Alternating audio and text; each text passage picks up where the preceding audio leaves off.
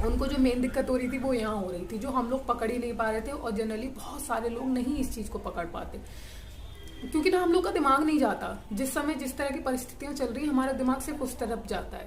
हम चाहे कितनी सावधानियां बरत लें, कितने प्रिकॉशंस ले लें, कितना ध्यान रख लें, लेकिन कई बार होता है ना कि जो चीज़ें होनी होती हैं वो हो ही जाती हैं।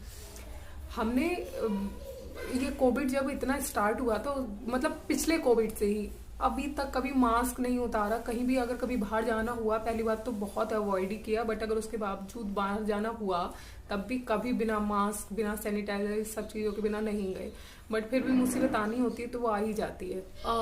जब मेरे घर में स्टार्टिंग जो हुई थी वो मम्मी के बीमार होने से हुई थी, या यूँ कहूँ कि मम्मी के फीवर आने से हुई थी।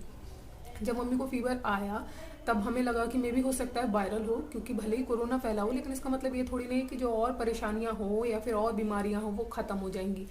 तो वायरल की हम लोगों ने उनको स्टार्टिंग में दवा देना शुरू करी एक दिन, लेकिन दूसरे दिन ही उनका टेम्परेचर जो था वो काफ़ी बढ़ गया। जब टेम्परेचर उनका काफ़ी बढ़ा तो हमें लगा कि ऐसा तो नहीं है कि शायद ये कोरोना ही हो।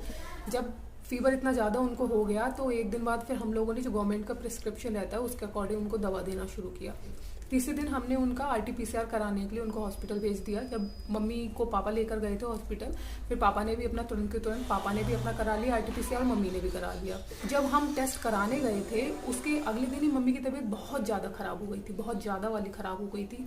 उनको फीवर इतना ज़्यादा हो गया था, वो कम नहीं हो रहा था। प्लस उनके साथ सबसे बड़ा इश्यू ये हो गया था कि वो कुछ भी खा नहीं पा रही थी। वो सिर्फ लिक्विड ले रही थी, और उसके अलावा अगर वो सॉलिड फूड ले रही थी तो उनको वो अटक रहा था, तो वो उसको पानी के साथ निगल पा रही थी, अदरवाइज वो नहीं खा पा रही थी। प्लस उनको टॉयलेट का इशू हो गया कि उनको ना हर 5 मिनट में टॉयलेट आ रहा था।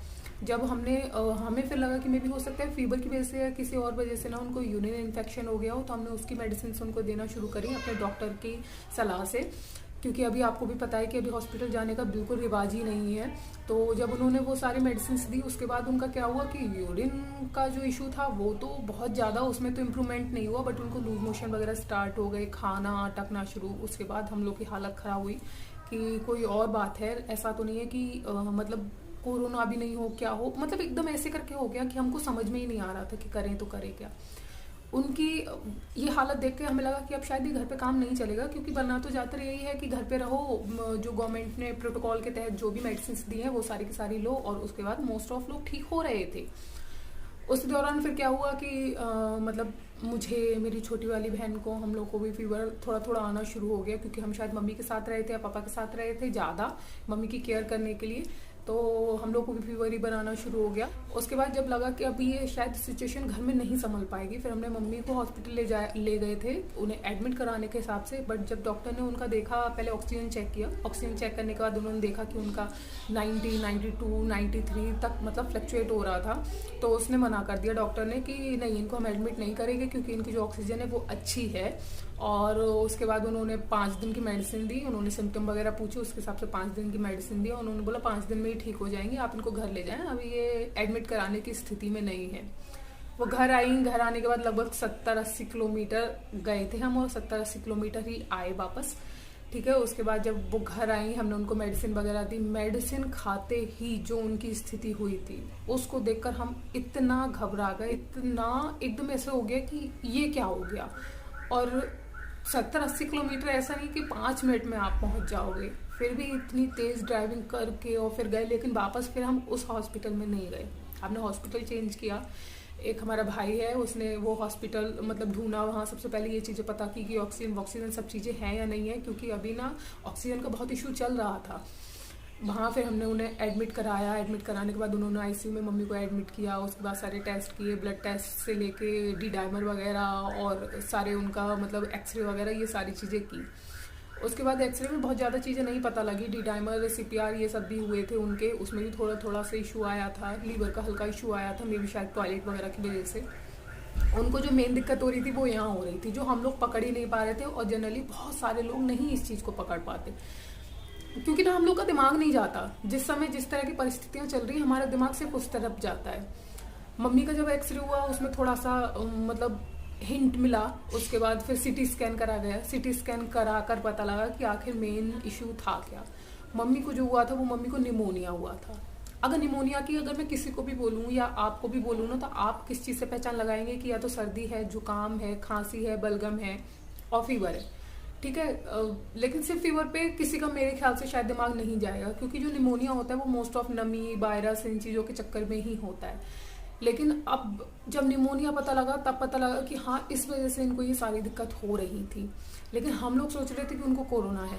जब मम्मी को एडमिट करा दिया, उसके तीसरे दिन जब रिपोर्ट आ गई थी तो पता लगा कि पापा पॉजिटिव थे और मम्मी नेगेटिव थी। पापा को मेरे एक भी सिंगल सिम्टम नहीं था, और इवन वो वैक्सीन लगवा चुके थे पहले ही, लेकिन उसके बावजूद भी मेरे पापा की जो रिपोर्ट थी वो पॉजिटिव आई थी।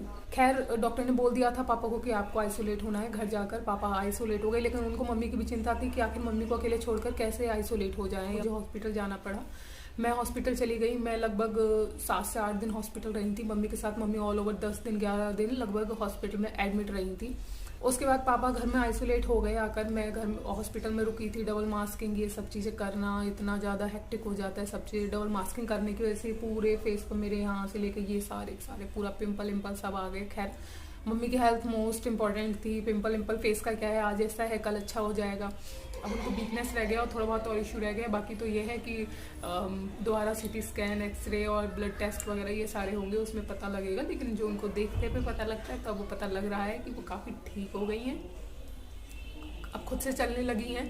क्योंकि तब तो उनकी कंडीशन डिस्चार्ज कराने के बाद भी यही थी कि उनको मतलब उठाना पड़ता था बिस्तर से भी, तो बोल भी नहीं पाती थी इवन। क्योंकि बोल भी रही थी ना, तो मे भी शायद लंग्स इन्फेक्टेड थे, इस वजह से उनको बोलते पे भी बहुत दिक्कत होती थी। कोई चीज़ वो मांगती थी तो इशारों में मांग रही थी। वो सब चीज़ें ना बहुत बहुत अजीब थी। खैर, जो बुरा वक्त था वो गुजर गया, अब अच्छा वक्त है, सब चीज़ अच्छी होगी। बस थोड़ा सा ये है कि जो सावधानियां बरत रहे थे, अब उससे शायद 4 गुना या 5 गुना ज़्यादा सावधानियां बरतनी पड़ेगी। खास ख्याल रखना पड़ेगा खाने पीने का, सब चीज़ों का। बट ये है कि हाँ, जो बुरा वक्त था वो टल गया है, इस चीज़ का बहुत सुकून है।